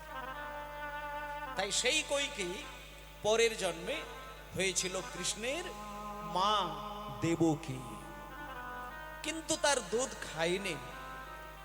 আর যেহেতু এখানে রাম বনে চলে গেল, 14 বছর পরে পরাজিত হয়ে ফিরে আসবে, তখন ইতিমধ্যেই কিন্তু রাজা দশরথের মৃত্যু হয়েছিল। এবার এই যে মৃত্যু সংবাদ, এটা যখন ভরতের কাছে গেল, তখন ভরত ছুটে এসে দেখলো দাদার বনবাস। এই হলো ঘটনা মায়েরা। এই যে আজকে ভরত, এই যে ভরত যিনি দাদার জন্য পাগল, সেই ভরত পরের জন্মে কৃষ্ণের প্রিয় বন্ধু সুদামা। শোনেন, সত্য যুগে যিনি নারায়ণ, ত্রেতা যুগে যিনি সত্য যুগে যিনি প্রদ্যুম্ন, ত্রেতা যুগে যিনি ভরত, দাপর যুগে তিনিই হলেন কৃষ্ণের প্রিয় বন্ধু সুদামা। আর সেই সুদামা কলিযুগে দ্বাদশ গোপালের এক গোপাল, যার নাম হলো সুন্দরানন্দ পণ্ডিত। তাহলে আপনাদের কাছে আমি 4 যুগের সুদামার বর্ণনা দিলাম। সত্য যুগে নারায়ণের একজন, ত্রেতা যুগে 4 ভাইদের মধ্যে একজন, দাপর যুগে 24 জন বন্ধুর মধ্যে একজন, আর কলিযুগে দ্বাদশ গোপালের মধ্যে একজন, যার নাম হলো সুন্দরানন্দ পণ্ডিত। এবং যশোর জেলায় আপনারা যদি এখনো যান বাংলাদেশে, সেই যশোর জেলায় তার আশ্রম দেখতে পাবেন। আমরা 4 যুগের সুদামার বিবরণ জানতে পারলাম। এইভাবে কৃষ্ণ আর সুদামার সঙ্গে তার মহামিলন হলো। তাই ভক্তমণ্ডলী মায়েরা, আজকে আমরা ভগবান কৃষ্ণকে দেখলাম, তিনি বিভিন্ন রূপে লীলা করেছিলেন, একদিকে দ্বারকায়, একদিকে মথুরায়। কিন্তু বৃন্দাবনে তিনি যেদিন লীলা করেছিলেন, সেদিন শুধু বাঁশির সুরেই মনকে দুলিয়ে দিয়েছিলেন। কেমন করে? ও বাঁশি রে,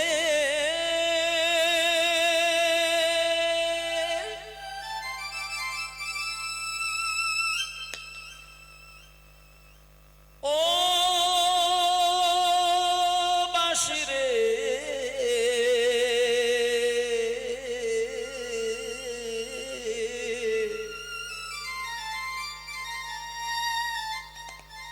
ও বাঁশি রে,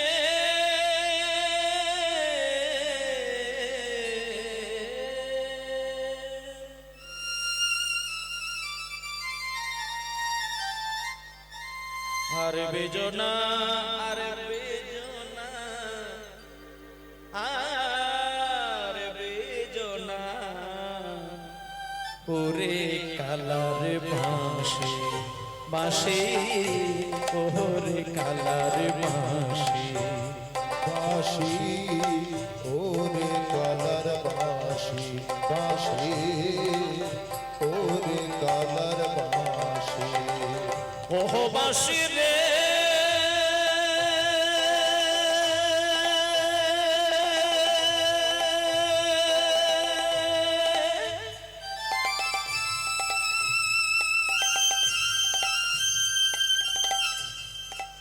ও বাঁশি রে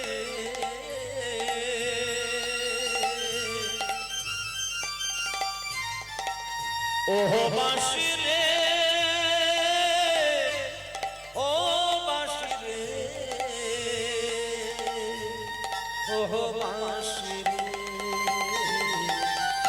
ওরে কালার হরি হরি বাঁশি ওরে কালার বাঁশি বাঁশি ওরে কালার বাঁশি বাঁশি রে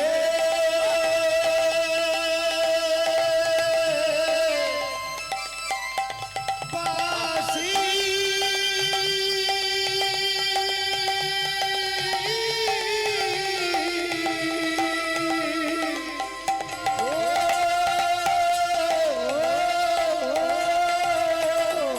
বাঁশি রে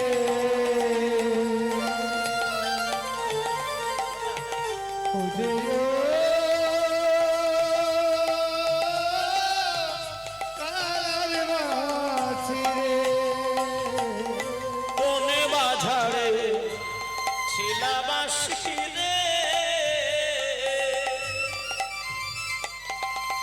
কোন বাজারে ছিলাবাছি রে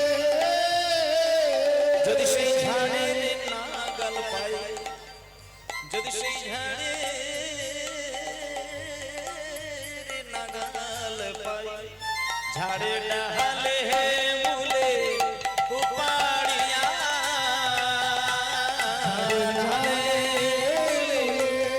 উপারিয়া দিতাম সাগরে ভাসাইয়া হরে ওরে কালার ভাসে ভাসে ওরে কালার হরি হরি ওরে কালার বাঁশি বাঁশি ওরে কালার বাঁশি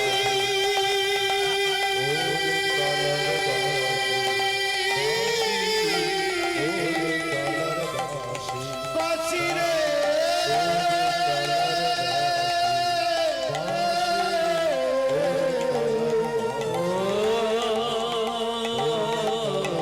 বাঁশি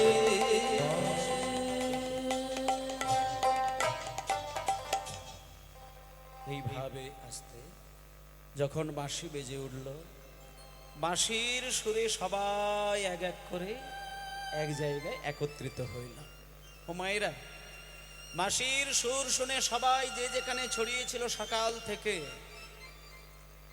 যাকে যেখানে ছড়িয়ে রেখেছিলেন ভগবান বাঁশির সুর বাজা মাত্র যে যার সঠিক জায়গায় চলে এলো কিন্তু একজন আসতে পারলো না সদ্যজাত শিশুকে যদি কোথাও অন্য ঘরে কেউ শুইয়ে দিয়ে আসে সে কি একা একা আসতে পারে?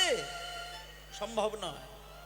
তা ভগবান কৃষ্ণ আজকের দিনে একটা সদ্যজাত শিশু যেটা হলো একটা ছোট্ট বাছুরি, সেই বাছুরিটাকে একটা কদম্ব বৃক্ষের তলায় দাঁড় করিয়ে দিয়ে দুটো কানে মিষ্টি মিষ্টি করে কৃষ্ণ বলে এসেছিল, ওরে বাছুরি এই দি কদম গাছের তলায় তোকে আমি বসিয়ে রেখে দিয়ে গেলাম, তুই কদম গাছের তলা ছেড়ে বাইরের দিকে যেন যাস না, যাবি না কোনোদিন, তুই ছোট্ট, তুই শিশু, কিচ্ছু জানিস না, যখন বিকেল বেলা সময় হবে আমি তোর নাম ধরে শুধু একবার বাঁশি বাজাবো, তখন তুই চলে আসবি। কিন্তু মা অবাধ্য বাছুরি কদম গাছের তলা ছেড়ে ছেড়ে যেই না এক পা করে একটু দূরে গেছে, দেখে কি সুন্দর মিষ্টি ঘাস, আরো এগিয়েছে আরো মিষ্টি ঘাস, আরো এগিয়েছে আরো মিষ্টি ঘাস, মিষ্টি ঘাসের লোভে লোভে লোভে লোভে ওই ছোট্ট বাছুরি একটা গভীর জঙ্গলের মধ্যে হারিয়ে গেল। শুনুন মা, গভীর জঙ্গলে হারিয়ে গেল। আর এখানে বিকেল বেলায় সন্ধ্যার সময় যেই কৃষ্ণের বাঁশি বেজে উঠল, ওরে মঙ্গলি রে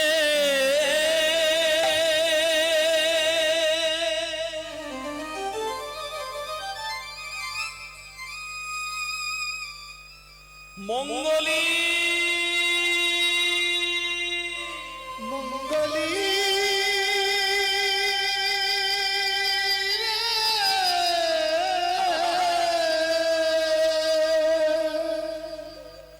মায়েরা শোনেন শোনেন, যখনই বাঁশির সুরে মিষ্টি করে মঙ্গলি নামটা বেজে উঠল, মঙ্গলি তো ঘাস খেতে খেতে মাথা নিচু হয়ে খাচ্ছে আর আস্বাদন করছে, তার তো খেয়াল নেই। যেই তার নাম ধরে বাঁশি বেজে উঠল, চমকে উঠল মঙ্গলি। সামনের দিকে তাকিয়ে দেখে অথই জল, বাম দিকে তাকিয়ে দেখে আগুন, ডান দিকে তাকিয়ে দেখে একটা সাপ হাঁ করে এগিয়ে আসছে, পিছন দিকে তাকিয়ে দেখে কাঁটার ঝোপ। এইবার আমি বাড়ি যাব কি করে? সঙ্গে সঙ্গে মঙ্গলি ওইখানে, কৃপা কর ভগবান,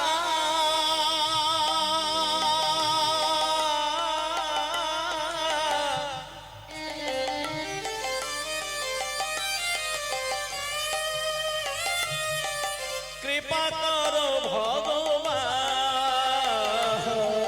কৃপা কর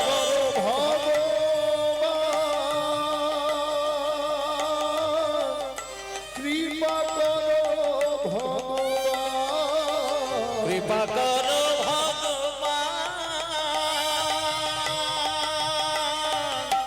কৃপা কর ভগবান, কৃপা কর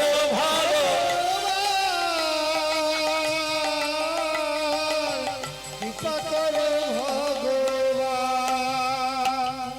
সংসার কাননে হারায়ে গিয়েছি, আমি সংসার কাননে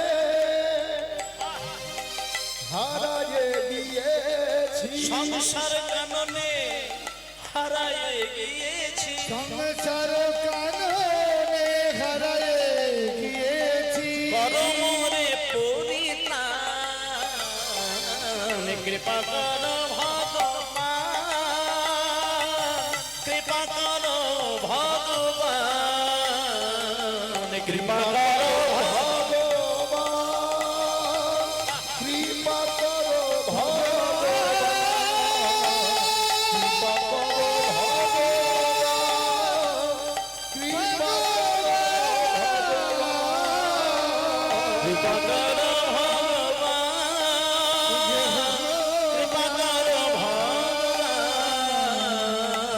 কৃপা কর ভগবান, কৃপা কর ভগবান। আসলে মায়েরা শোনেন, মঙ্গলিটা আর কেউ নয়, মঙ্গলিটা আর কেউ নয়, ওটা আমরা প্রত্যেকে এখানে যতজন কীর্তন শুনতে বসে আছি সবাই। ভগবান আমাদেরকে ভক্তিরূপী কদম গাছের তলায় বসিয়ে রেখে দিয়ে আমাদেরকে কিন্তু ভগবান বলেছিলেন, ওরে খোকা, ভক্তিরূপী কদম গাছের তলা ছেড়ে বাইরে যেন কোথাও যাস না। কিন্তু আমরা মিষ্টি ঘাস, এখানে মিষ্টি ঘাস বলতে কি, বিষয়রূপী মিষ্টি ঘাসের লোভে লোভে লোভে লোভে সংসার রূপী গভীর জঙ্গলে আমরা হারিয়ে গেলাম। সামনের দিকে জলটা হচ্ছে, জলটা হলো কামনা বাসনা, একদিকে আগুন হলো আমাদের জীবনের ত্রিতাপ জ্বালা, আর একদিকে যে সাপ হাঁ করে এগিয়ে আসছে এটা হলো জম, আর পিছন দিকে কাঁটার ঝোপ, এটা হলো 5 রকমের অহংকার। এইবার আমরা কি করে ভগবানকে ডাকি? কিন্তু মা শোনেন, একটা কথা বলি, কোনো বাবা যদি তার 5 বছরের ছেলের হাত ধরে কোনো দূরে কোনো মেলা দেখতে যায় না, মেলা দেখতে দেখতে যদি রাত্রির 12টাও বেজে যায়, ছেলে কিন্তু কোনো চিন্তা করে না সঠিক সময়ে ট্রেন ধরতে পারবো কিনা, বাস পাবো কিনা, অটো পাবো কিনা, বাড়ি ফিরতে পারবো কিনা। এটা 5-7 বছরের ছেলে কিন্তু চিন্তাই করে না। কেন জানেন? কারণ ছেলে একটা জিনিস পরিষ্কার, বাবা যখন আমাকে হাতে ধরে বাড়ি থেকে বার করে মেলায় এনেছেন, যেন তেন প্রকারে বাবা আমাকে ঘরে ঠিক পৌঁছে নিয়ে যাবে। তা বাবার হাত ধরে ছেলে মেলা এলে ছেলে যেমন নিশ্চিন্ত মনে মেলা দেখে, তেমন সংসার মেলায় আমরা এসেছি। সংসারের হাজার মানুষকে ভালোবাসতে বাসতে আমরা যদি ভগবানকে ডাকতে ভুলেও যাই, সময় যেদিন হবে ভগবান নিজে এসে হাত বাড়িয়ে তাকে কোলে করে নিয়ে ঘরে নিয়ে যাবে।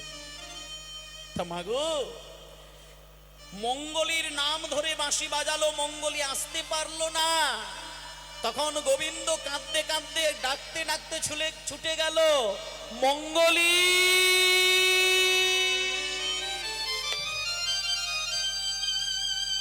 ওরে মঙ্গলী রে, ওরে মঙ্গলী, মঙ্গলী রে ওরে মঙ্গলী।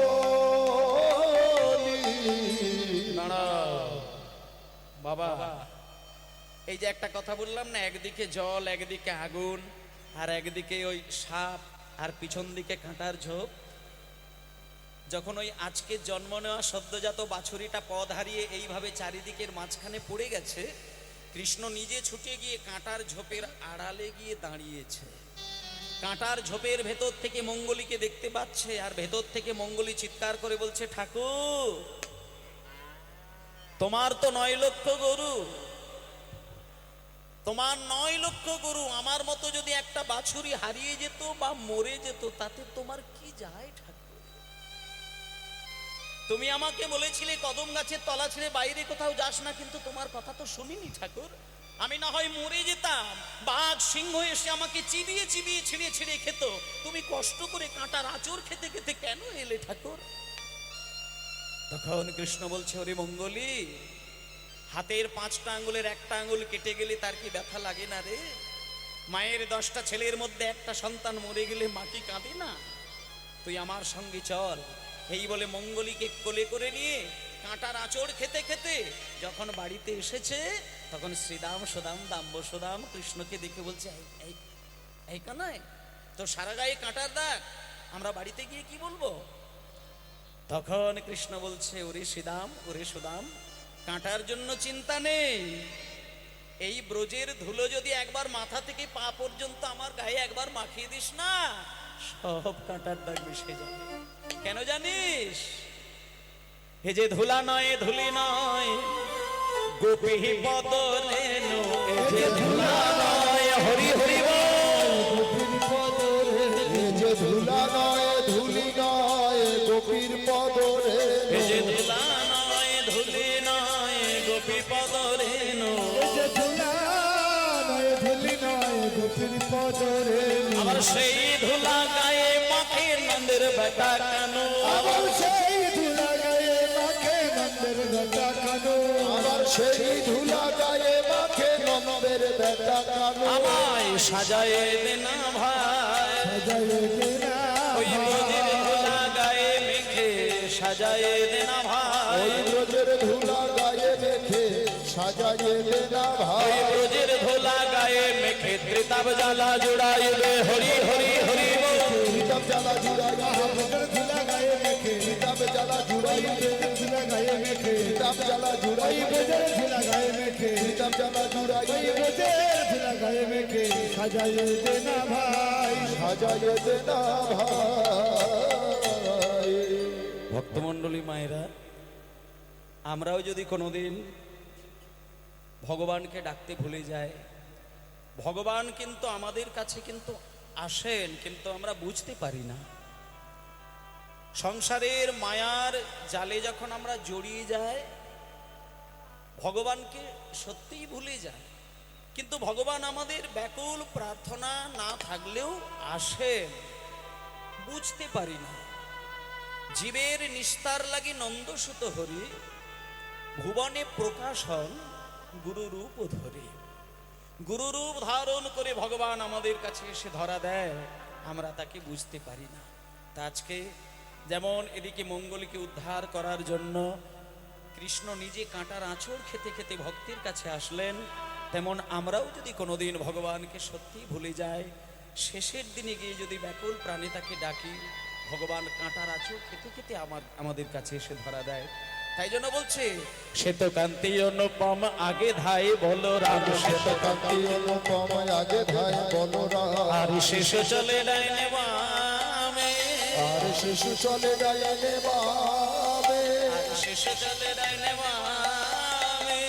শিশু চলে ডাইনে বামে, শ্রীরাম সুদাম পাছে ভালো সভা করিয়াছে, শ্রীরাম সুদাম পাছে ভালো শোভা করিয়াছে, তার মাঝে নব ঘন শ্যাম, মাঝে নব ঘন শ্যাম, তার মাঝে নব ঘন শ্যাম।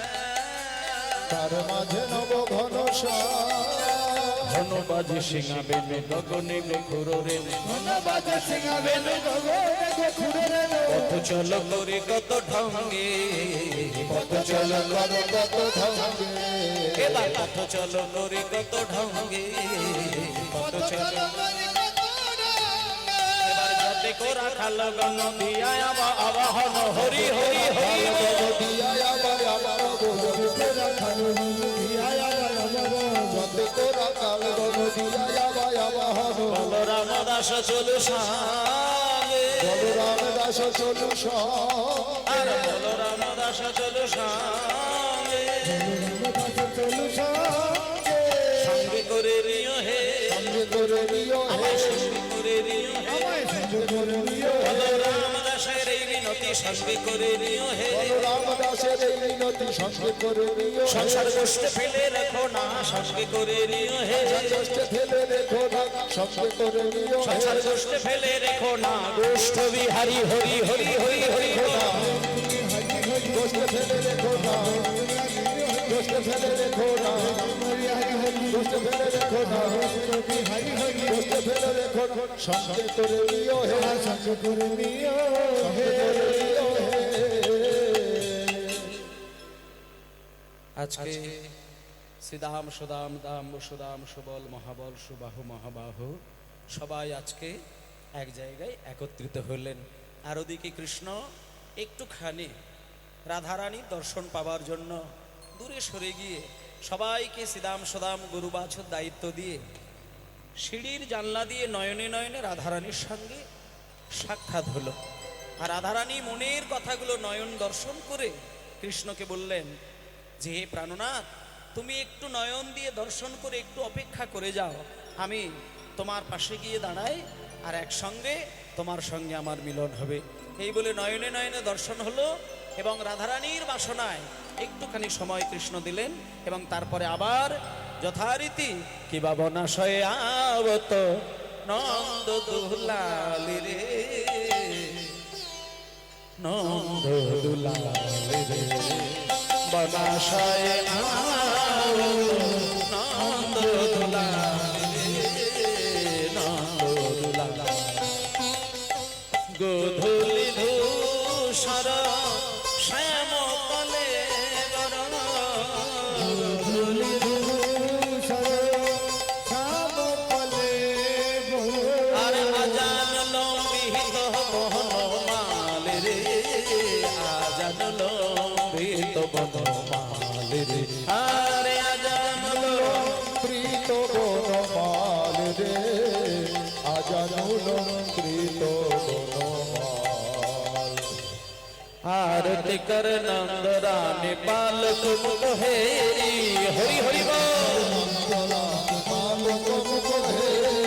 आरती कर नंद रानी बाल तुमको हेरी, आरती कर नंद रानी राधा रानी की, श्याम सुंदर की, वृंदावन धाम की, अपन अपन गुरुदेव की। हरि बोल हरि बोल हरि बोल हरि बोल।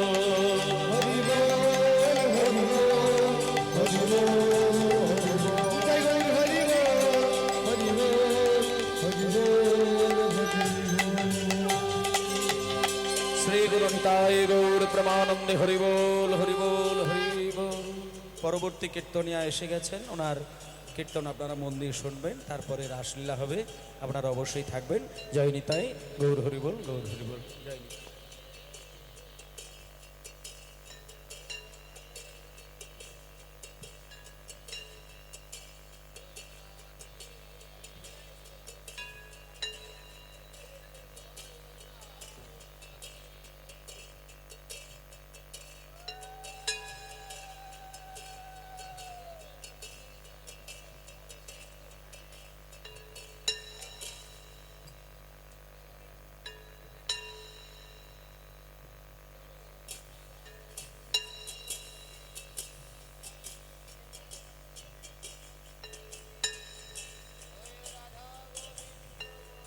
হ্যালো, আমাদের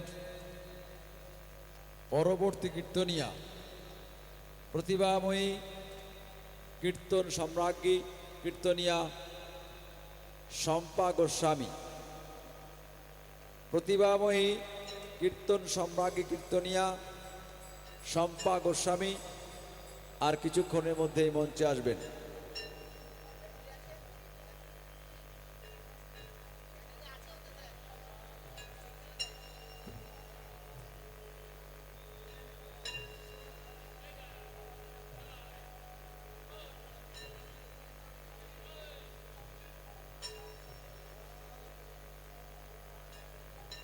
ও রাসলীলা পরিবেশন করবেন লাবণী গাইন।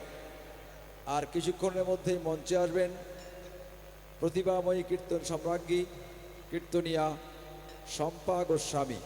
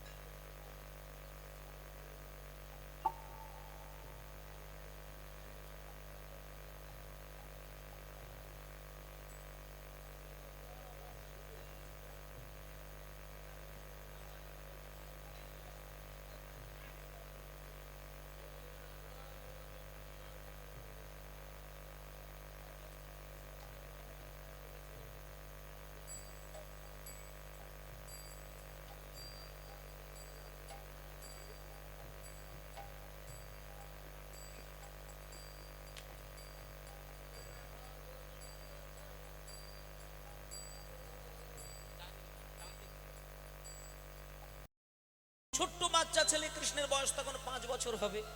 খেলা খেলতে খেলতে কৃষ্ণের বাবা, নাম হচ্ছে বসুদেব, ও ঠাকুরমা, ছেলেকে কতদিন পাড়ায় হই হই করে খেলতে পাঠাবেন? ছেলেকে তো একটু মানুষ করতে হবে। বসুদেব একটা স্থির চিন্তা করে নিয়েছে যে আমার ছেলেকে বেশি দিন এইভাবে হই হই করে পাড়ার ছেলেদের সঙ্গে খেলতে পাঠালে চলবে না। তাই আমি ছেলেকে এইবার লেখাপড়া শেখানোর জন্য গুরুর গৃহে পাঠাবো। আস্তে মায়েরা, এবার গুরুর গৃহে পাঠানোর জন্য শান্তিপুনি মুনির কাছে পাঠাবেন বলে অক্রুর মুনিকে বললেন, অক্রুর, তুমি সোনার রথ নিয়ে গিয়ে আমার ছেলে ছোট্ট কৃষ্ণের কাছে দাঁড়াবে, আর ওই ছেলেটাকে জোর করে তুমি সোনার রথের ওপরে তুলবে। তারপরে যদি কৃষ্ণ যেতে না যায় তাহলেও তুমি কিন্তু রথ থেকে নামাবে না। তার সখাগণ যদি কান্নাকাটিও করে, অন্তত আমি তোমায় একটা সুন্দর কৌশল দেখিয়ে দিই, চোখের জলের মায়ার গুরুত্ব তুমি দেবে না, কারণ ওকে শিক্ষা লাভ করতে হবে। ভক্তমণ্ডলী মায়েরা শুনে নে, আজকে ছোট্ট ছেলেকে সোনার রথের ওপরে তুলে নিয়ে অক্রুর মুনি চলেছেন লেখাপড়া শেখানোর জন্য। কোথায় যাচ্ছেন? শান্তিপুনি মুনির গৃহে। আর এই অবস্থায় দেখুন কি ঘটনাটা ঘটল। ছোট্ট কৃষ্ণকে রথে তুলেছে, আর ছোট্ট ছোট্ট শাখাগণ কৃষ্ণকে হারিয়ে ওরে কানাই রে হরি হরি বল কানাই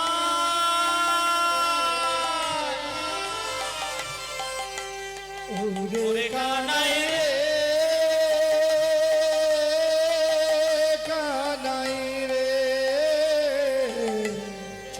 ছোট্ট করে কমল ইয়ে মোহন আস্তে করে ওরে কানাই রে কানাই রে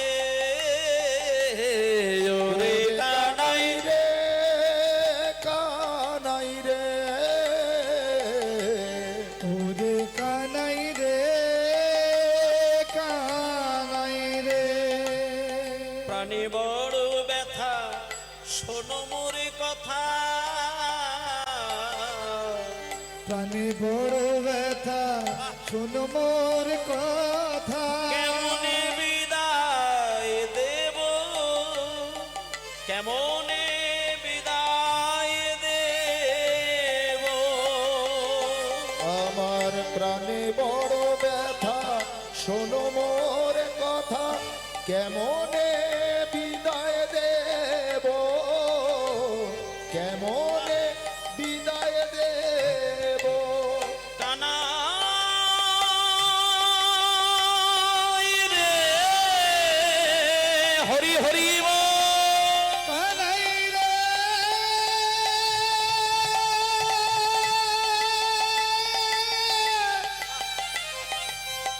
ওরে প্রাণের ভাই হরি বল ওরে আমার কানাই রে কানাই রে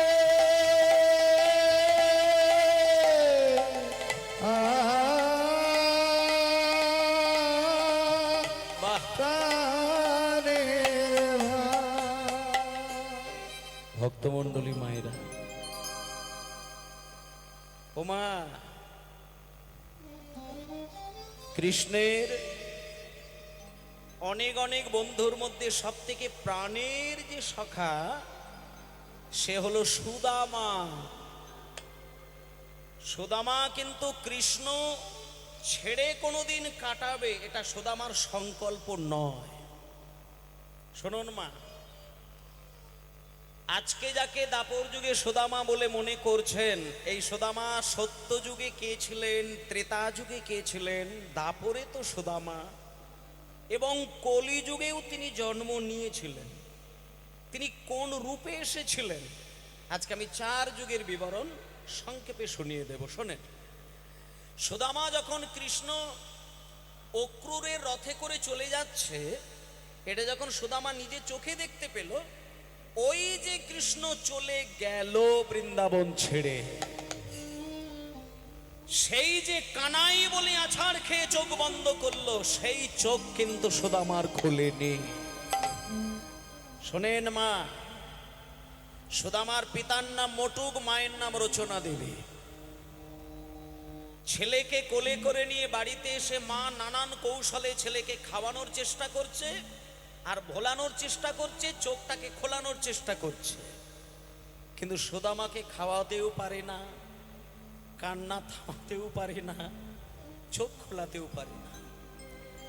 একদিন করে বেশ কয়েকটা দিন কেটে গেল, সুদামার চোখ থেকে শুধু কৃষ্ণ প্রেমের ধারা। তত্ত্বের দিকে একটা শিক্ষা দিচ্ছে কি জানেন মা, কেউ যদি এইভাবে ব্যাকুল প্রাণে কৃষ্ণকে পাওয়ার জন্য দিন রাত কেঁদে যায়, চোখের জল ফেলে যায়, একদিন কিন্তু সেই ভক্তের সঙ্গে ভগবানের মিলন হবেই হবে, হবেই হবে। সুদামা তার পরিপূর্ণ দৃষ্টান্ত। সুদামা যখন এইভাবে পাগলের মতো কাঁদছে, দেখতে দেখতে কটা দিন কটা রাত্রির কাটার পরে সুদামার মায়ের মনটা কিন্তু আর স্থির নেই। ও মায়েরা, কোন মা কি চায় যে ছেলে কাঁদতে কাঁদতে মরে যাক?